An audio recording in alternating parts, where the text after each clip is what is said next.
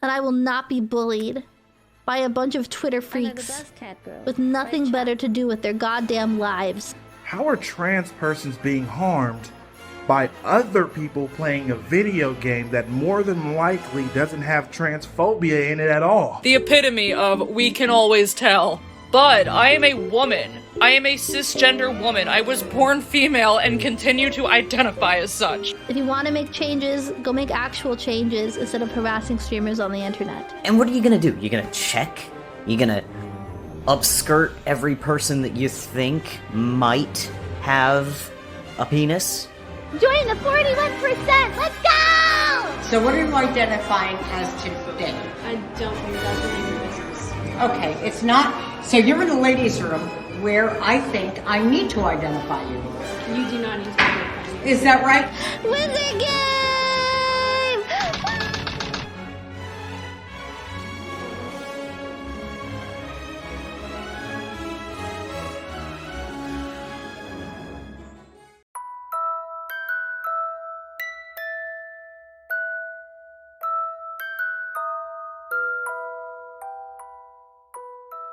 Before you watch this video, please note I'm not calling anyone who plays this game anti-Semitic or a transphobe. I think people can and should, however, be able to recognize the flaws within something. You don't have to wholeheartedly defend every aspect of a thing just because you like it. Do not attack anyone mentioned in this video or fight in the comments. And if you still try to say, just because people bought it, blah blah, despite this disclaimer, all I have to say is your choice to be ignorant is not my problem.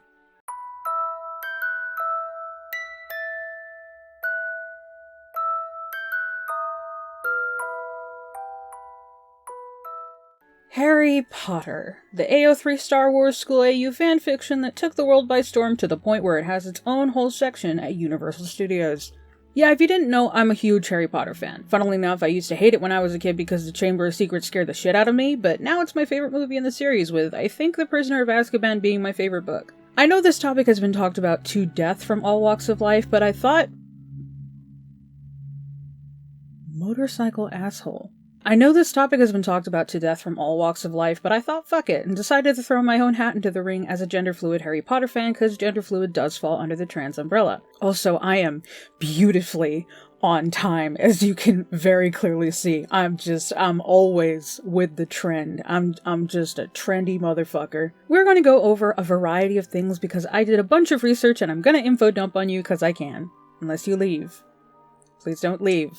I heard people like long videos, and I think someone called my son of the right opinion lookalike. Please, I need this. Anyway, to continue on, something to make note of is that during the making of this video, I kind of had a lot of realizations that made me realize that I had a lot of internal biases that I needed to confront, and I had an existential crisis like several times just thinking about writing this, and how to write it, because it's very easy to fall into a nihilistic mindset when you are super depressed. Plus, I don't obey the rule that says you should really stop thinking about shit after 9 p.m. because that's when your brain starts being extra mean to you, and as someone who suffers from intrusive thoughts, it's super not great to think extensively about the concept of morality and its many nuances when every turn I take leads back to what if I jumped out this window because nothing is real and doesn't matter. I've had a rough time. I've been filling the void with FNAF and Miitopia because my brain is easily distracted by things that move. It's why I turn around when I see Mr. Shadowman standing in the corner of my eye after too many Advil. If you couldn't tell, I'm all types of not okay. May make a video as to why, but for now, I really hope you enjoy this deep dive because I worked very hard and would like a cookie for my efforts, and if you give me oatmeal raisin, I will suplex you into a French bakery. Also, special thank you to my editors for editing corrections and double-checking my script to be sure everything was accurate. There were a couple of mix-ups with dates and lore, but you'll see it when you see it. And I might jump in a couple of times to kind of recorrect some things. So there you go. Sorry if this video seems a little bit awkward because I've never given certain parts to other people to edit before. And by the way, the script was written in June, but the reason why it was taking so long is because I broke my arm about 4 days before my birthday. And it's really difficult to be at my desk because I get really frustrated at the fact that I couldn't use both of my arms. Anyway, enjoy.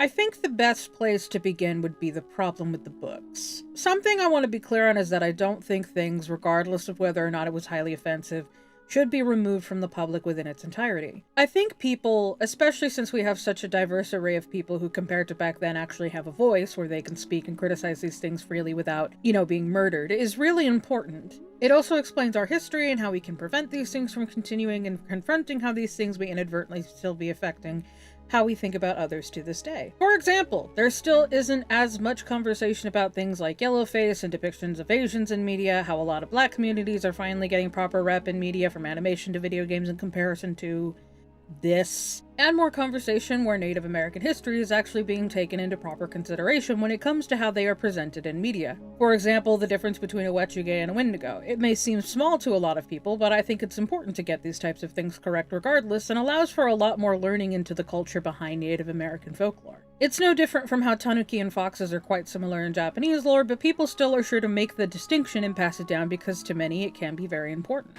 When it comes to Harry Potter, there are a lot of things that need to be talked about in terms of its presentation of certain things and how it chooses to go about it. And I want to be clear that we can acknowledge these things and still like the overall product. I really don't think we should enforce this idea that just because something is flawed, it no longer has any value. Yes, even if it is offensive. The same thing with creators that are problematic. Skill is not equitable to whether you are a good person, and this idea that it does leads to a lot of parasocial relationships and cognitive dissonance when they are rightfully called out for something. It's very much, hey, well, this person was nice to me kind of logic. It's almost like you were never that person's target or within the demographic of that perceived target. A bad person can make a good product as much as a good person can make a bad one, and vice versa.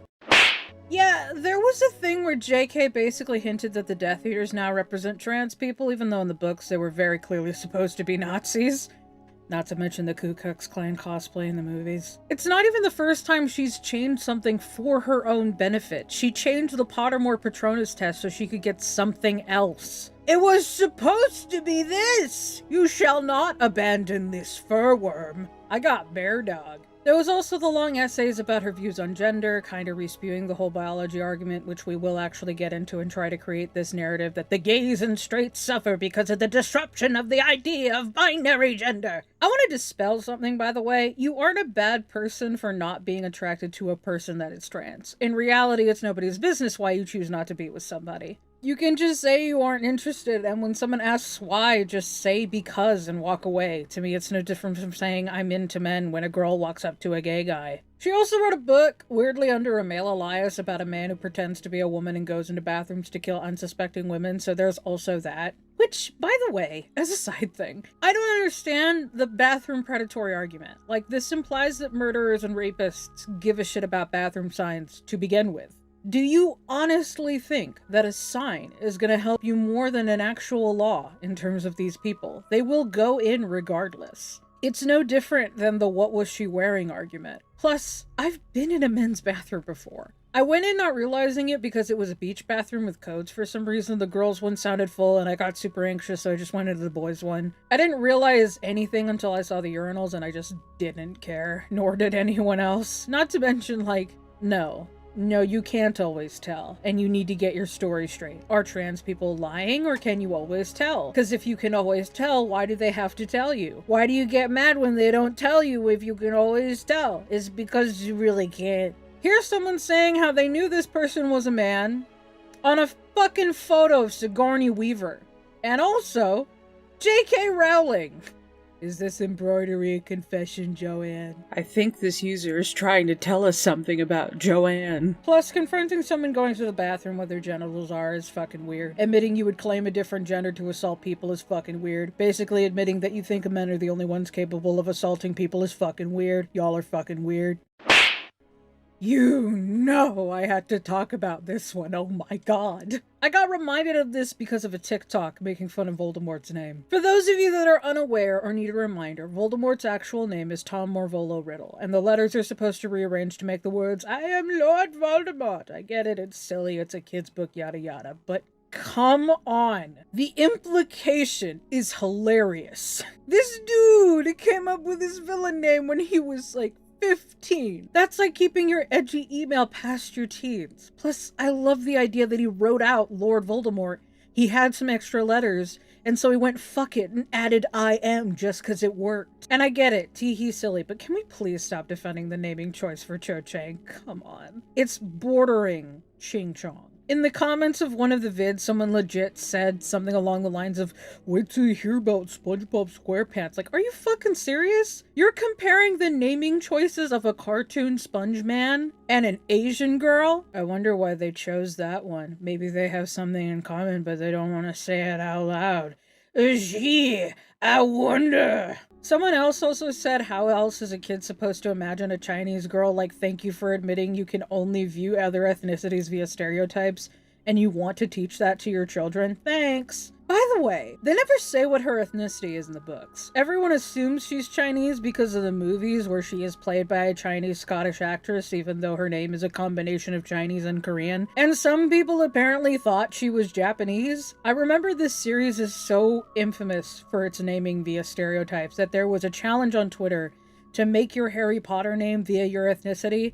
And I've claimed mine as being Serena Sakurambone, and my nickname is Zipper, with the explanation that I tell people to zip it in the library. And before you say, well, she was Chinese because of JK's vision, so the movie was accurate. Hermione was supposed to be black, apparently, and according to this, she herself considered Cho to be Korean, so take that however you will. For real, Joanne. Like, libraries existed in your time, and you could have also just given her any other name. Like, you can do that. Like, the actress who played her is named Katie. It does kind of lead to a funny joke in the Potter musical that Cho Chang is just played by a white woman, so I'll give it that. Plus, can we talk about the fact that all the Asian countries share one school? What is the main language? Why can't there be more schools? Okay, stop. So something that I want to make note of is that this was one of the things that I got wrong, in that not all of Asia shares one school, but I do want to make note that a lot of the locations that are colored by one color are not homogenous. They don't share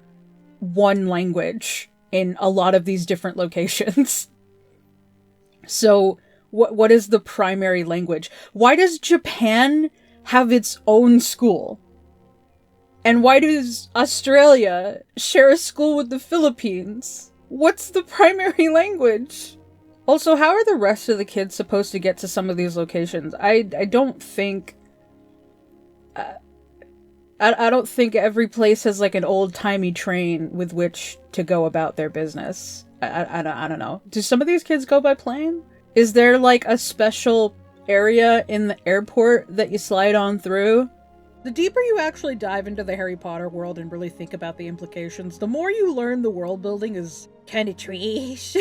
Somebody explained it really well in that Harry Potter is more of a sandbox than a fleshed out world. It's flexible in terms of what you do, but that's kind of because it isn't actually structured that well. Like, a lot of the books begin to not make as much sense when you really think about them, and I don't like the, well, it's a kid's book excuse, because one, I think reading should encourage critical thinking skills, and this really explains why media literacy is just fucking dead online, and two, this series was clearly meant to age with its readers and at some point would be read by adults. Don't you think some people would kinda lose some of the magic if the first book started to make less sense? Do you also think kids are just stupid and don't deserve good storytelling? Like, the Chamber of Secrets just shouldn't exist, unless it was made by a really racist plumber. The basilisk's whole system is to attack by going through the drain pipes, to the point where the only death that occurred at the time was because the student was on a toilet, which fucking sucks. And look at how fucking big this thing is. How did it sneak literally anywhere? The door to the chamber is also built into the girl's bathroom, which can't be possible because there canonically weren't bathrooms or plumbing in Salazar Slytherin's time. Did a racist plumber just get down there one day in the modern century and make a shrine to Salazar Slytherin, his fucking snake daddy? Why is it there? Why? Also, according to JK, they just shit in the hallway and zapped it out, which leads to the other rabbit hole of where the fuck did it go? Like, I imagine the students were expected to clean it because there was so many, which means the first spell these kids ever learned was how to transport shit away. Were there designated pooping areas and an adult was there to zap it away? And if the kids were the ones doing it, And the youngest is like 11. Did they mess up? Was there an incident where some poor dude woke up to human shit in his carriage with no explanation? Was a very common threat, "I'm gonna shit your pants"? I want justice for these mystery individuals I've created. Plus, the first book's challenges appear a lot less impressive when you realize that A, every spell they needed they learned that year, they are 11, and B, the other challenges were fly broom and play chess. The last challenge being the only one that had any semblance of risk, I imagine purely because Snape is an asshole. I also want to say it's funny that I just now realized the door to the Chamber of Secrets is in the girls' bathroom, meaning that a bunch of dudes were expected to go in there, and Harry and Ron literally go into the girls' bathroom in the first year to save Hermione from a troll. In the Lego game, you even have to dress in drag to trick the portrait to let you in. So make of that what you will, I guess. Seamus Finnegan. I will go over this in its own section, but to simplify it for now, JK is often accused of being anti-Semitic due to the goblins being deemed as anti-Semitic caricatures of Jewish people. Like I said, I will go into it in full in a later chapter. It's not problematic, I'm just still mad. This is something I find interesting and don't have a full problem with, but it is a very common criticism I have seen of her that's kind of been dying. I have a theory as to why, but meh. It may start coming back though due to the announcement of the new main trio cast for the new show. Who knows? Stuff included being that Dumbledore was announced as gay, Hermione being black, I think one was also that Dobby has IBS. Don't know why. Kinda don't want to know why. We gotta bring back the teleporting shit argument again. The way she handled these situations garnered her a lot of respect at the time because diversity win, and it was kinda shocking at the time to have such a huge character be canonically gay. Too bad it led to like nothing in the movies that came years later, or the ones being made at the time, but I can't really say that was her fault because I don't know if she really had any major say on the script in those movies. Apparently, though, the love between Grindelwald and Dumbledore was supposed to be intense. So intense it was easily censored, but again, I can't really claim that to be her fault. I know nothing about this. Maybe I'll make a series reading it because apparently it's really bad. The only thing I got told was it was time travel with a time turner and Cedric Diggory became a Death Eater and the idea of a Hufflepuff Death Eater is really fucking funny. Also, I don't think you can go that far back with a time turner and I want to read it because I want to know how the hell they got back. Because Prisoner of Azkaban showed us how they work in that you basically create a separate timeline and you walk them at the same time. So what the fuck, I don't know. Also gay. Nobody ever talks about this, but the girls in these books are weirdly creepy, and they are allowed to do too many things. They establish in the books that Hermione can go into the boys' dorm, but the boys can't enter the girls' dorm because the founders thought girls were trustworthy. I'd imagine it was also in place to prevent pregnancies that could make school life difficult for staff and student, but why not just make it so they can't enter either's opposite dorms? Better yet, just let them have their own bedrooms instead of this summer camp shit. They are there the whole school year in a whole ass castle with infinity possible doors, and they have to constantly share one big room with each other? But no, we gotta have Ginny be able to break in and get the book back, cause in a world of possibilities, how else can magic keep a book back? Then there's Moaning Myrtle, a ghost that appears in the second book and is necessary to learn how to beat that book's big bad. She's also a creeper. She's technically 12, because that's when she died, but she's also technically 50. And she grows a crush on Harry. Okay, like I said though, she's technically 12, so it's not that bad. But then she comes back in book 4, and is necessary for helping Harry learn about the second challenge in the Triwizard Tournament. So how does she help? By spying on Cedric in the showers and giving Harry tips when he also goes in there to shower after getting a tip-off from Cedric. You want to know a quick fun fact? Daniel Radcliffe is like 15 in this scene, and the actress Shirley Henderson is 40. Now that isn't really anyone's fault, and I get that they're acting, but at the same time, again, Myrtle in canon is not super far off from her actress's age while creeping on a teen. It's kind of one of those things that gets creepier the more you think about it. Rita Skeeter's also creepy. She's a woman who stalks all the teen contestants in the Triwizard Tournament as an unregistered animagus, which is illegal by the way, to write about them in her section of the Daily Prophet.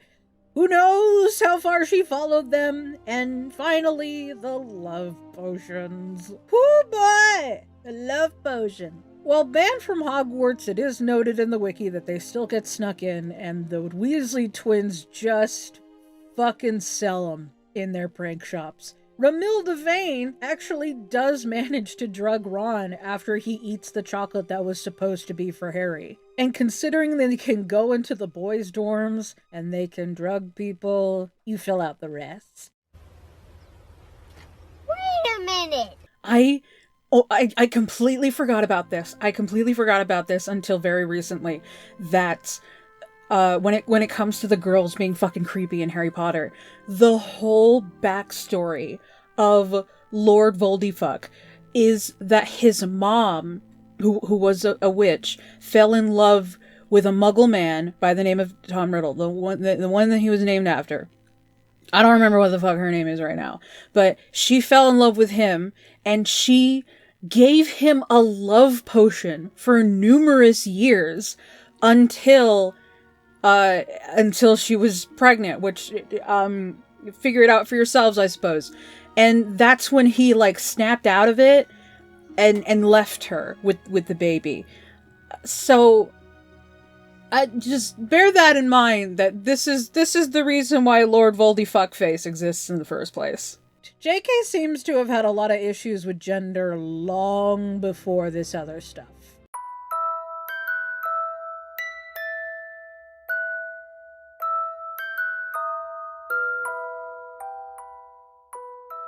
I'm not going to be on this subject for particularly long. To keep it brief, a bunch of streamers have allegedly been harassed over them buying and streaming Hogwarts Legacy. One of the most popular streamers being Girlfriend Reviews, who was so distraught that she cried and had to leave the stream for a moment. Except that didn't happen. In fact, she corrects this herself. The biggest joke is the one about how our decision to review the new Harry Potter made headlines after a clip of me getting quote-unquote bullied off stream went viral. So I need to set the record straight about a few things. First, I didn't cry, I just got a little verklempt. And even if I was brought to tears, how is that news? I cry every day. Second, not all of what happened that morning on Twitch was bullying. There were a lot of hateful messages deleted by our mod team, but it's Twitch chat, so we're kind of used to that. Many viewers were simply voicing their disappointment. Disappointment based on the fact that buying Hogwarts Legacy puts money in the pocket of J.K. Rowling, a woman who funds anti-LGBTQ political activity. That is as valid an argument as any to vote with your wallet. So if you're one of those edgelords going around saying, "Now I'm gonna buy 2 copies," you are being mean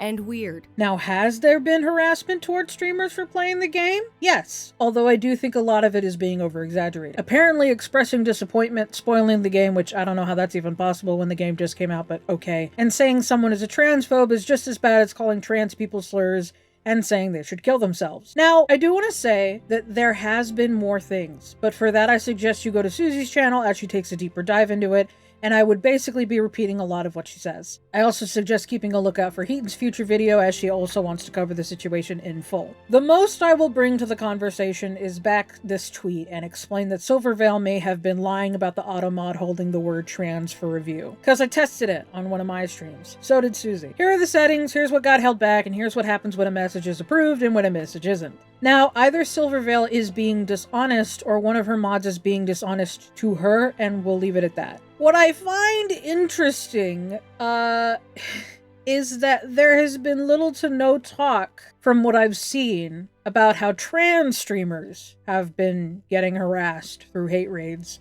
with accounts having purposely triggering usernames. Which kind of leads back to the mentality of what is worse, calling out something that is potentially harmful towards a community and saying whether or not you are disappointed by a streamer's decision, or slurs. And again, one of the most cited instances of those dreaded trans people bullying a streamer has been straight up debunked, and these have not. Now, I want to make it clear that the doxing and death threats are obviously bad. I don't care what side you're on, don't do that shit.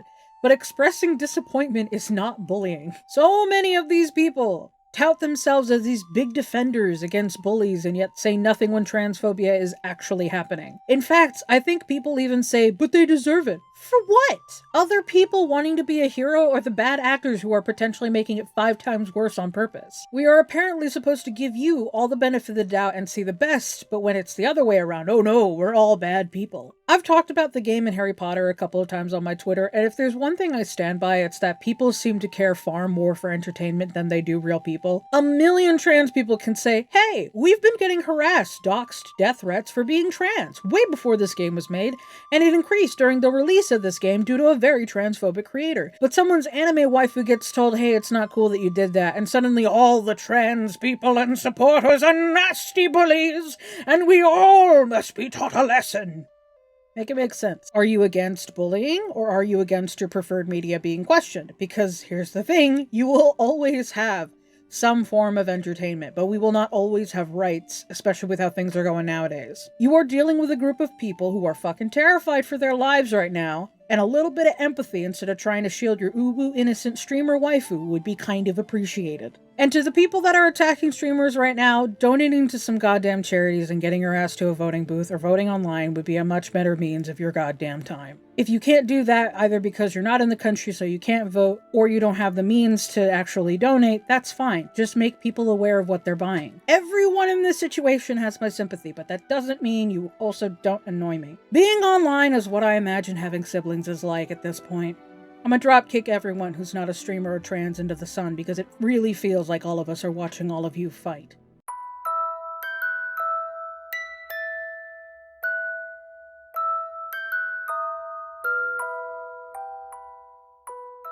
Do not attack this person. I do not condone people going over to another just to talk shit and be mad. Take your anger out in a healthy way by playing Kind Words on Steam. This isn't an ad, by the way. They didn't pay me to do this. I found this game by scrolling TikTok, and since this is kind of about video games, why not add it in? Kind Words is exactly what it says it is. It's about being kind through anonymous letters and notes. You can either send out a vent or help others with theirs, and everything, like I said, is anonymous. Anyway, back to cruel reality. This video made some good points, but I do have a lot of issues with it that I want to kind of make note of. I chose this video because these points are very often repeated when I see discourse pop up over this game, and it helps keep this video more organized, and plus it's short. I don't understand what's going on. Isn't Harry Potter just bigger than J.K. Rowling at this point? No. Sorry, buddy. You're supporting a billionaire transphobe. Twitter will be hearing about this. Wait, what? You're using Twitter? What? Isn't that owned by a billionaire transphobe? Hasn't he tweeted many times ridiculing the ideas of pronouns and all the other verbiage that trans people would consider problematic? I don't pay for Twitter. Doesn't matter if you're paying for it. You're still using it. You're still aiding in the population growth and engagement on his website. And he said plenty of times he uses those numbers to justify his purchase. And those are the same numbers that are used for advertisers to bring money to his platform. Whatever. It doesn't matter anymore. It doesn't matter. For one thing, people had Twitter long before Elon ever bought it. So people are just supposed to completely lift all of their businesses where indie artists have direct communication with their audiences. A lot of clothing brands I follow are just supposed to uproot the possibly main means of traffic to their businesses because it was bought by an ass. Twitter, arguably, has become a major necessity when it comes to communication for all types of people, and whether you like it or not, a major source of information for many people. Not to mention the biggest thing being that Elon has been losing money ever since he bought the platform, so arguably using it is benefiting people who don't like him. Well, why are you so fixated on this game? It's funny, because that's actually my question as well. Why are you so fixated on this game? Out of all the revenue streams this woman has, why do you care so much about this one in particular? Explain yourself. When's the last time you stood outside Universal Studios and boycotted ticket sales? You know she gets a percentage out of every Universal ticket sold? People are focusing on Hogwarts Legacy because it's the newest thing to come out, but protests against Harry Potter have been around so much that Pottermore literally reported a 40% drop in their sales. Could this be because of COVID? I don't necessarily know how, but it could be. It wouldn't make much sense since they have digital copies, but I digress. I remember there being arguments about Harry Potter for a while, to the point that it became an advertising point for people who watch Owl House. Like, hey, Do you like Harry Potter but hate JK? Watch Owl House instead. Also, the ticket thing is just flat out false. That's not how licensing works. She will get paid regardless. She undoubtedly would also get more revenue per the items in the actual part of the park that she has a hand in, but to get a percentage per ticket is asinine and makes no sense from a business perspective. We'll get more into business with the point coming up, but let's address the boycotting real quick. Gee, I wish there was some type of large platform where anyone could go on for free without spending thousands to fly out when you could be disabled, low income, or not even a US citizen, to spread a message to more people so that they're aware of what they're buying. It's time to bring back Miiverse, boys. Have y'all motherfuckers ever heard of MySpace? How many times you been out there boycotting that? What about Legos? You know how much money she makes every year from toy sales? Lego also said trans rights, which means you would still be kind of supportive. The other problem is that there's a way to combat that, and it is a lot easier than people think. So here's the thing about businesses. Welcome to Business with Nethy. Bear in mind that I'm basing this knowledge off of seeing many independent shop owners online, what I have researched on my own, and my own personal experience. By the way, I have merch, if you didn't know, tiddly hee. So here's the thing. The primary thing about every business is to break even. Stock costs money and you need to be able to make all that money back through sales. The way you do that is by selling it for more than you initially bought it for. Let's say you want to make stickers. It's probably one of the easiest things you can do as a beginner artist who wants to start a business. Let's say a single sticker costs $1.50. Then you would need to sell that for $2 to make 50 cents back, not including tax and shipping. The same works for Lego. Similar to Universal, Rowling doesn't make money off of every Lego set that they make because that would just be a stupid business decision. Lego buys a license and they agree on a set payment per period of time so that they can use the property in question. They also end up getting revenue per item under their name that is bought, so a Star Wars set won't benefit Rowling. Here's the thing though, businesses have to also look out for liabilities. A liability is pretty much anything that can cost the business money. So let's say you're cheap and buy a used printer. Any money spent repairing or making a product only for it to come out defective is money lost. So you have to find ways of making up for it by increasing prices, which could potentially make your items less appealing. It's why mom and pop shops tend to increase prices when stock is stolen. They have to make up for it. The most common liabilities any business takes is simply that people won't buy the product. It's why Kickstarters are popular. It removes doubt and the product is already technically bought. It's why a lot of artists use print-on-demand shops. A percentage of each purchase is taken, of course, but since no money goes in, you will always technically profit, the only liability being copyright, like if you just straight up rip images. So here's why liabilities can become kind of like an infection. Lego gets a lot of its money from branded Legos. If anything, it's one of the reasons it's remained one of the most popular toys in the world. But let's say a bunch of people suddenly stopped buying specifically Harry Potter Lego sets. That's a lot of revenue they're losing out on because there's money to make the set, to pay the employees, to ship to specific locations for storage, and so on. Eventually, that may begin to bleed into other finances. It would bleed so much that there would come a point where they would possibly have to drop said franchise because to them it would no longer be profitable. Same goes for the Harry Potter district of Universal. If the section no longer makes a good amount of profit or even begins to create negative profit, then that affected branch has to be cut off. Now, will this happen? Very likely no, but it's not entirely improbable. What about Netflix? The thing is, better shows cost more money to maintain in comparison to a lot of bad shows that they make.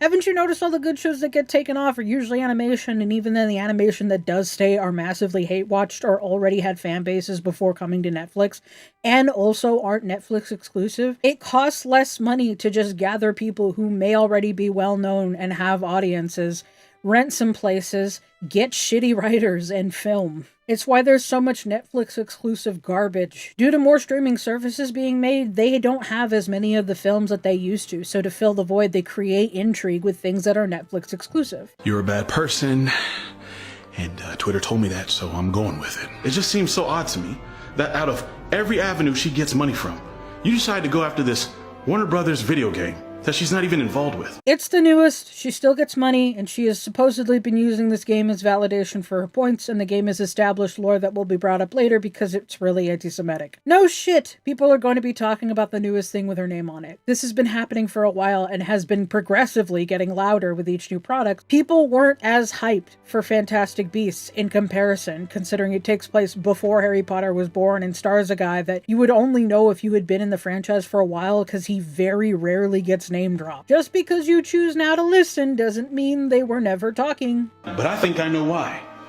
Because it's easier. You get to get out of bed, Pajamas on, go right onto your keyboard and type in Harry Potter game bad, therefore I'm a good person. At some point, these movements always get hijacked by disingenuous individuals trying to look like the good guy for some type of purpose or validation. It's much harder work to get off your ass and go down there to Orlando or California and boycott Universal or Legos, or go to Japan and boycott Nintendo, because guess what? She has contracts with them too. The humongous parts of her income y'all just overlook.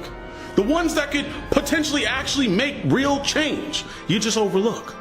Because it's easier to attack this game. Yes, it is easier. I would argue that saying something is better than saying nothing at all. I would rather people spread information than stand outside a building all day yelling at random ass employees who in some cases probably won't even know what you're saying. Also, what you're describing is a picket, not a boycott. And yes, they are two different things. They are both forms of protest, but boycotts are meant to encourage the removal of involvement with something. Picketing isn't going to stop the game being made, it's been made for a while, but boycotting allows an easier line of communication. And yes, there are many disingenuous people that hijack movements to feel better about themselves. However, again, I would argue saying something is better than nothing. A great example is Mr. Beast. A bunch of people give him shit for profiting off of people when he makes videos where he talks about helping people who are deaf or blind, and to that I say, who fucking cares? It's the same with people who give food to the homeless on camera. They're still doing something while you're just sitting on your ass. Someone's getting fed. Someone's getting assistance. Something is at least happening. Could it be done a different way? Sure, but something is better than nothing. In its own roundabout way, it's good to know that there are people who genuinely care about trans lives, but there is something I want you to consider because it leads to the next point. So the problem here is that you're kind of doing the same thing. Because here's the thing. We as trans people are supposedly supposed to give you the benefit of the doubt that every person who buys this game is not supportive of her trans views. But you won't give that same benefit of the doubt to people that seek this as an opportunity to be bad actors to make trans people look bad. We're supposed to give you all the benefit of the doubt, but you won't give that same to us. Plus, one of the streamers, Girlfriend Reviews, had to come out and say that's not what happened because people keep using her as a major point. I have seen some heinous shit, and if you want to talk about harassment, what about the trans Twitch streamers that have been harassed and hate-rated because of this game? I have no doubt that yes, there are people doing shitty things to prove a point. But putting everyone in this bubble like you are doing it encourages people to continue to not listen to those that are being more nuanced about the situation. I also have no doubt that people who want to make people who buy the game look bad or who are genuinely transphobic are going to get on my ass for this video. But the world is not defined solely by what I see, because I would believe that hippopotamuses are a lie. This video is weirdly encouraging the thing you say to be against at the end of the video. To be fair, this video is done more for comedy, but I did want to correct some things because this is often used as a justification for the game. I feel there is also a bit of a conversation when it comes to cruelty for the sake of cruelty and cruelty for the sake of compassion. I'm not saying I agree, but I do understand why some people are angry and lashing out on both ends. The world already fucking sucks with the current climate, politics, and previously established trauma we all may have, and sometimes you, regardless of who you are, just want to sit down and play a goddamn video game about being a funny little wizard in a funny little castle casting spells. But take, for a moment, into consideration that people are fucking terrified right now. They are terrified for their safety, both mentally and physically. People's rights are being taken away when all they want to do is take a goddamn piss. People every day are told they're not good enough and that they should join a percentage that has taken so many lives. And here they come on a platform where they can finally just scream and let it out. It's not fair. None of this is fair for anybody. But for a moment, take into consideration why people are doing what they're doing. And I want to be clear, I'm not talking about the people doxing or giving death threats. There's no justification for that. You do not have to agree by any means, but at least try to understand. Because understanding something means that we can work together to fix it, to help everyone involved in comparison to yelling louder. You can live without a video game or a day at Universal Studios or a Lego set, but we can't live under constantly funded legislation that makes living harder and harder and harder. I know this sucks, but you have every right to buy this game just as everyone has a right to leave you with the game that you wanted so badly. But it's not just the game. People have been saying not to buy Harry Potter anything for years, and it has slowly gotten louder as Rowling has slowly been itching off her mask, but you only listen when it interferes with something you want. Suddenly you can hear. You weren't listening before, so why bother listening now?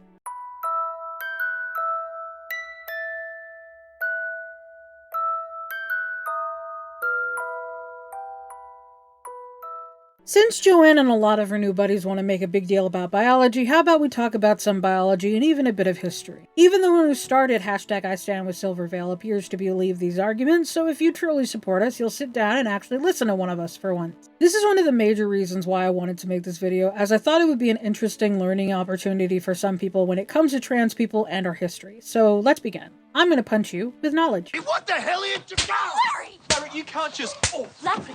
As the title says, trans people are not some new phenomena that occurred out of nowhere. It's been around for a very long time. The idea of being fluid with gender, trans, or intersex is not new. They have been around for forever, with many different countries sharing them as well. For this, we will steadily go backwards into what I would say are 6 major points in which there wasn't a major gender binary in history. First, there is Thomas Beatty, or as some may call him, the pregnant man. Thomas is a transgender man who had a double mastectomy in 2003 as a form of gender reaffirming care, and then chose to, through medical insemination, become pregnant with his first child in 2007 due to his wife being infertile, showing that some trans men choose to keep certain parts so they can still have children regardless of their chosen identity. So yes, being trans doesn't always include surgeries, and some may choose to either hold off or never have one for multiple reasons. After having 4 children, he finally chose to go the whole shebang and get sex reassignment surgery so that he could have the penis. Now, he isn't the first to have surgery to reassign their sex, because that honor would actually go to Carl M. Baer. I don't know if I said his name right, I'm sorry. Who did it in 1906, and was the first to be fully recognized with a legally changed birth certificate in 1907. He released a book alongside Magnus Hirschfeld called Memoirs of a Man's Maiden Years in 1907. While Baer was the first F to M, Lily Elba was the first M to F. Lily Elba was born as a male and became the first known transgender woman and the first in recorded history to go through reassignment surgery. Except for the first guy.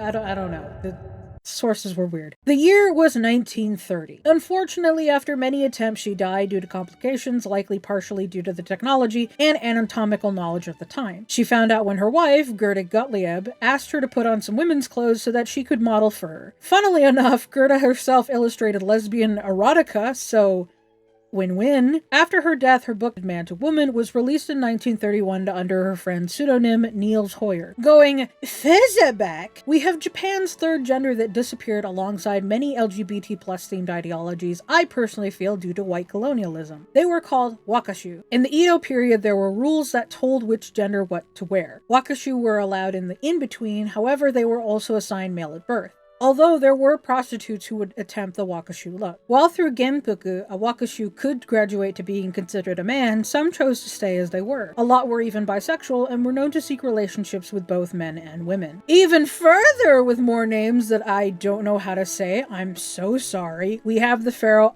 Akhenaten, who was said to have wide hips and even breasts despite being a father. King Tut was intersex, and Hatshepsut, despite not identifying as a man, had male versions of her made with a male Elias to go along with it. That has all of its own historical connotation to it. And finally, there are many Bronze Age figures from 7000 BC who are known to often depict what appears to be individuals with female breasts and male genitalia, so these ideologies are not new in the slightest. I only gave you the tip of the iceberg, by the way. Has it ever crossed your mind that I could kill us both right fucking now? You heard that right! And not just in the case of trans men, but cis men have been found to also possibly have periods. Though not nearly as intense or with all the same symptoms, it has been shown to affect their mood to the point where the other name for it is male irritability syndrome. Due to drops in testosterone in the spring, according to the LT Men's Clinic, men experience similar symptoms to women when they go through hormonal imbalances. Many of them are similar to the female menstrual cycle, including tiredness, cramps, increased sensitivity, and cravings. According to one study, around 26% of men experience these regular quote-unquote man periods. Due to what I'm going to take a hot shot at sexism, this isn't researched as much as it probably should be, but it is very easily treated through, you know, hormones. I fucking hate my phone so much. The hormones you got at the start, you know, the ones that almost affirms your genders. What is a woman? Oh no, don't put that. Fuck. That's the title of the segment, shit. You're fired too, Mr. B. Fuck you, Wesley! Asking to define a woman is like asking to define a chair. Oh, a chair is something you sit on. So this is a chair. Oh, a chair is something you sit on that has 4 legs. So this is a chair. Wait, it's something with 4 legs made of wood that you sit on. So this is not a chair? Chair imposter. See what I mean? Not every woman can get pregnant or have periods. The fact that a woman is only defined by what people traditionally perceive as their supposedly only function is also really fucked up. So infertile women are not women? What about girls born without uterus? What about women born with vaginal agenesis? Agenesis? Neon vaginal genesis? Or women who were born missing a vagina. Do you see that these things are more nuanced than you think they are? And we'll get into chromosomes. Why should I believe you, a person who lives here all the time, over myself, who has read things on the internet? So, fun fact, chromosomes are much more complicated than your high school led you to believe. Y'all know the typical XX woman, XY man, but turns out a lot more of you men may have XX and you women may have XY. Also, there's intersex being XYZ. And I'm curious if this may be one of the major causes of gender dysphoria. Klaus Hochberg Grovholt, I'm so sorry, Klaus. I'm sorry. A professor in the Department of Clinical Medicine of, oh, fuck me, Aarhus University explains that girls born with XY chromosomes are genetically boys, but for a variety of reasons, mutations in genes that determine sexual development, the male characteristics are never expressed. They live their lives as girls, and then as women, and a few can even give birth. This is known as Morris syndrome. Men have a less fun name known as XX male syndrome on the other side of things. There's also YY or XYY, also known as Superman syndrome or Jacob syndrome.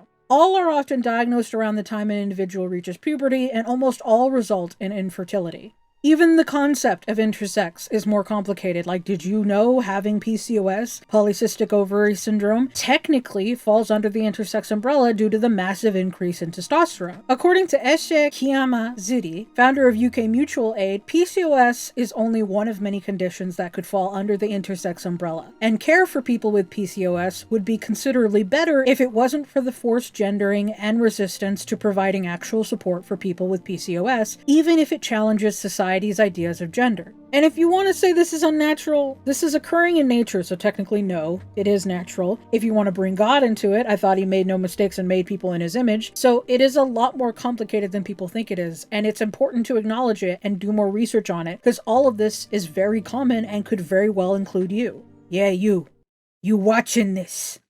I see you. What are you doing? Are you drawing? You put me in the background? How dare you? Look at me. Give you a kiss. Give you a little bit of a kiss. Now we get into something a bit more pressing, and that being the constant bans on gender-affirming care, especially for the younger percentage of our community. And I say it's quite hypocritical considering nobody said shit when intersex children were getting surgery to be quote-unquote normal, and when cis children get puberty blockers because yes, that is a thing. It's often used for precocious puberty or puberties that occur too early or too quickly in children. Children with a growth hormone deficiency also must receive hormones. Plus, and here's the kicker for kids using hormones for trans-affirming reasons, it is reversible. You just have to stop taking it, so it's fine. Here we go. Every trans person has heard ye old, they'll misgender your bones bit, haven't they? For the most part, I don't care. I'd be dead, and it's either a vast amount of nothing, or, according to Christians, I can fuck Satan. But that's not entirely true, and we get into something very fun. For example, the Lovers, a very famous picture of two skeletons holding hands, were thought to be male and female, but in 2019, guess what?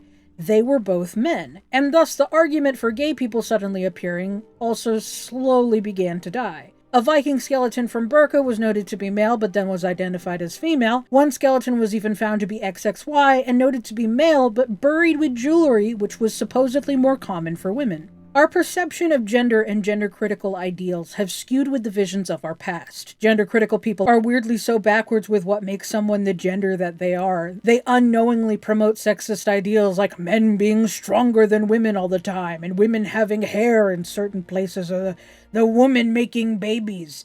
There is more to an individual than the means of their birth. Hasn't anyone noticed when you type "what is a woman" it gives you a documentary, while "what is a man" gives you an actual fucking definition? Do you realize that no, you can't tell the difference and that this individual by your logic is a woman? How are you gonna react when he enters the ladies' bathroom if you can tell the difference so well? Also, there are stalls! Why do you care what's in their pants? There's stalls! Are you watching people piss? TERFs are piss watchers. That part of watching people piss. The pissing people piss and people watch. People watching piss. Fuck. Yes, I'm straight, honey. Straight. Straight. Hetero. Hetero. Hetero. Hetero. You know I had to talk about this, given the climate, and to that I say, drag has been a part of theatrical history, and we would lose a lot if they were to be banned. Even aspects of military history, believe it or not. It's believed that the term drag actually came from the fact that the dresses the men wore for their female roles would drag on the floor. It's been used a lot in movies and musicals made into movies, shows, cartoons, and even various Halloween costumes. Oftentimes the butt of the joke being either haha man in dress or haha other men can't tell that man in dress. If you think it's anything like blackface, then I suggest taking a stretch before you reach, because it's pretty fucking far. Plus, it's just clothing at the end of the day. These restrictions make no sense because it also technically infringes on the First Amendment. Congress shall make no law respecting an establishment of religion, or prohibiting the free exercise thereof, or abridging the freedom of speech, or of the press, or the right of the people peaceably to assemble, and to petition the government for a redress of grievances. Freedom of speech also includes the freedom of expression, so suck it.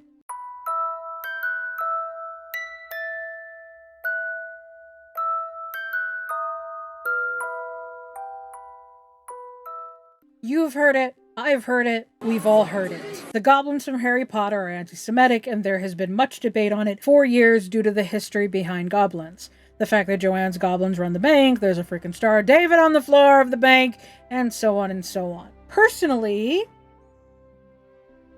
I agree. And so does a friend of mine who happens to be Jewish. If you want his insight, I recommend Susie's video again, but let's just get started on some points. One of the major reasons it's being talked about again is most likely because of the game in question. The point being, the whole story of the game revolves around the goblins rebelling due to being seen as lesser than the wizards and not being allowed to use wands?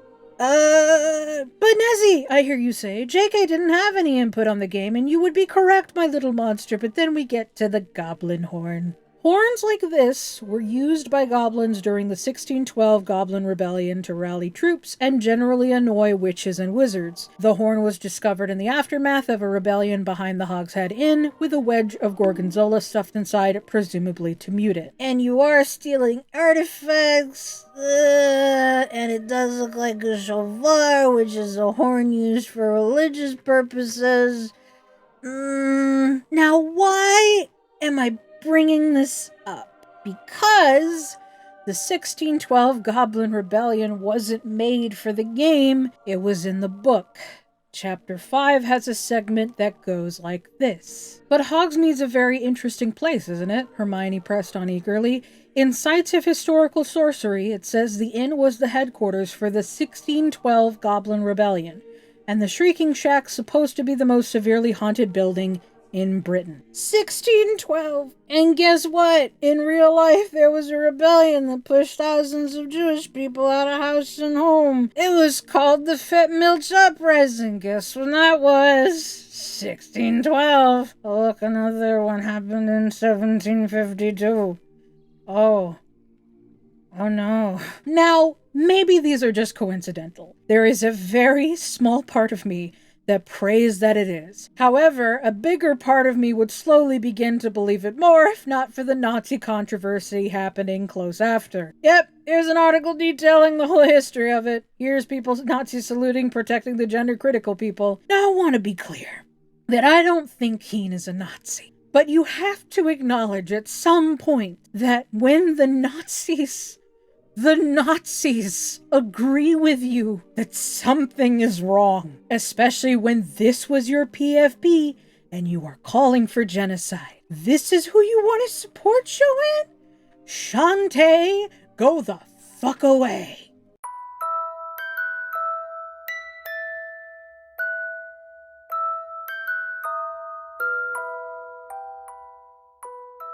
So final thoughts. If you lasted to the end of the video, thank you for staying and seeing what I had to say. And to those that didn't and immediately went to the comments, I at the very least hope you feel better after a good yell. Here's the thing. I get people putting you on a hill and then yelling at you to get off. I get saying, cool, I have property, guess I'll just die here.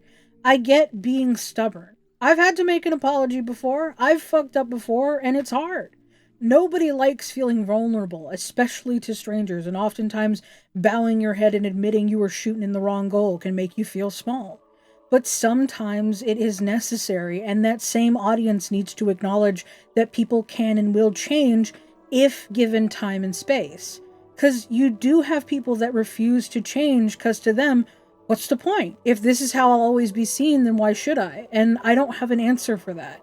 I want to be clear, I'm not a good person either. I'm a person who tries to do the right thing just like most people. We make mistakes, we get angry, we are selfish, and we do and say things we regret. It's all part of the human experience. I'm not going to tell you not to buy this game. I'm not going to call you a bad person for buying it, as I don't think every Harry Potter fan is a bad person. Slytherin memes aside. Which Minecraft player are you? Tag your friends down below. The builder, the fighter, the racist. Steve. But don't act like a martyr for doing either thing. And if you were one of the people that bought multiple copies to stick it to us trans folks, to that I say you're a fucking idiot that fell for the biggest trick in the advertising book, and I didn't know bigotry had a membership you had to pay for. Now you have 2 copies of a game from a franchise you probably don't even care about, but you're also short $160. To those who aren't buying the game out of malice, and to all Harry Potter fans, at least acknowledge the flaws not only with the series, but the author, and be open to telling people about it. To be silent is to be complacent, and to defend or actively hide it encourages it to continue, and that you do agree with her very damaging views. The series is flawed. You can still like it. And to JK, although I have the highest of doubts you will ever see this, be aware of the company you are accumulating right now. Because with the new series, and even some aspects of Hogwarts Legacy with Sirona, I know the controversy, I don't have anything to say, just know that when I looked up Sirona, I got a period product company. This new audience may very well turn on you. It's happened with Nike, M&M's, Chick-fil-A, and Bud Light. We just went over one of the people you were backing. I like to believe everyone is capable of change because change is of our nature, and I hope someday that you understand that as well. When it comes to Harry Potter, most of the stuff I've bought as of recently has been secondhand or stuff from Etsy. Stuff from Etsy is handmade and supports small shop owners, and some of them even send some of the profit to trans charities. And don't get me wrong, I've bought a Ravenclaw Build-A-Bear, I have all the books, I have a little Ravenclaw banner on my wall, hell, I showed Lego Harry Potter footage. It doesn't mean you have to throw everything away. I get this series means a lot to people, and it means a lot especially to queer and neurodivergent people, because come on, someone who's different living in a closet with a bunch of people abusing them to beat the different out of them? What the fuck did you think was gonna happen? As a little by the way, I'm gonna try to do a Trevor Project charity stream sometime in June, or whenever after this damn video is finished, so be sure to look out. Anyway, in the words of J.K. Rowling, being different isn't a bad thing. It means you're brave enough to be yourself. I hope you liked this video, and I will see you in whatever the hell pops up next. Bye!